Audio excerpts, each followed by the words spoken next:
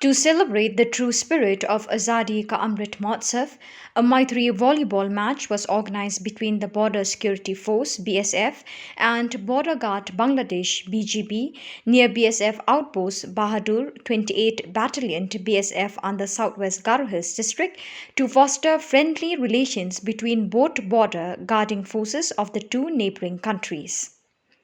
The match was played in the true spirit of sportsmanship, with both teams competing in a healthy manner.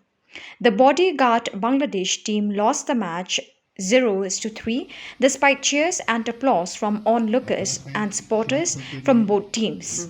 Around 500 locals from the border area cheered on both teams.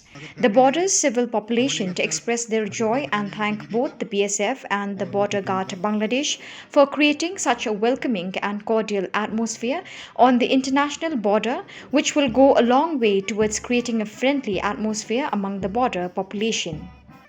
Sports, being a universal culture, is an important means of combining different people in the world, said Shri Inderjeet Singh Rana, Inspector General, BSF Meghalaya.